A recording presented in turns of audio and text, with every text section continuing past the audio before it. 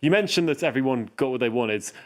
Victor Osimhen got 2 goals tonight, but did he really get everything he wanted, Andreas? Because there was some frustration later on in the game in the second half. Something going on between him and Lookman. Yeah, it was just after the hour mark when Lookman probably should have passed to Osimhen. It was 3-0 at the time. But this just shows the attitude of Nigeria. Osimhen was furious he didn't get the ball. He was really in the face of his teammate Lookman, and needed Reinaldo, the Mozambique player, to separate the two. But that really was indicative of the attitude of Nigeria tonight. They didn't just want to beat Mozambique. They wanted to pummel them. They wanted, as Thando was saying, 5, 6, 7. And that's unusual because normally the game was won after an hour. And normally in this kind of situation, they're thinking about the next game and taking it easy. Not Nigeria. They got 3 really good forwards that we talked about. They're all at the peak age, mid-late 20s. And it's going to take really a lot to stop Nigeria. Yeah, it's going to take a lot. You say indeed that, they wanted more, and it is what you want to see in a team. But could this be something, though, a bit dangerous? Because the way that we could see Osimhen just go up to Lookman, and he was angry, as you say, he was shouting. There's 3 yellow cards in here as well. Can that be something of a concern? If we try and look at some of the points of concerns for Nigeria who are going forwards, could discipline, because discipline, we saw that happen in earlier games.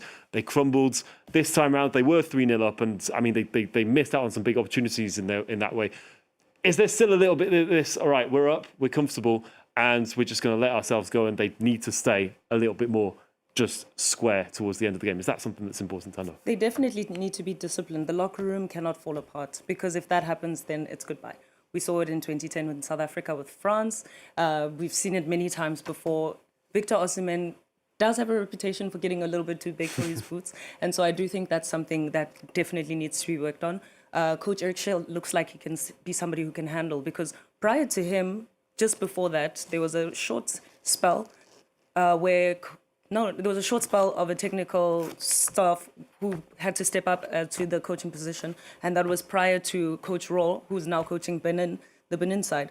And he was let go by the NFF because he couldn't control there was lack of discipline in the locker room for the Nigerian side. And I do think that that's definitely something that they struggle with. You have a lot of players who are reputable in their respective sides, who are playing abroad and everything.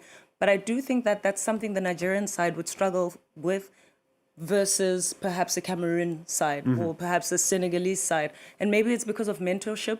Maybe it's lacking in that department where players can't be bigger than the name. If you have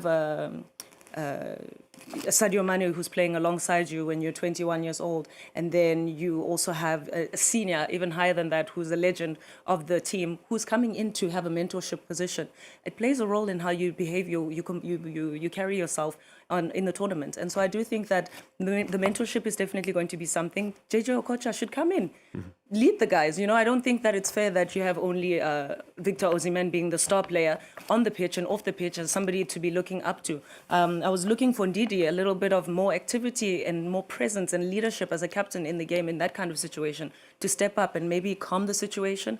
But I do think that it might be a little bit deeper, because if you can do that on the pitch where everyone can see it, what's happening at training, what's happening back at the hotel, what's happening,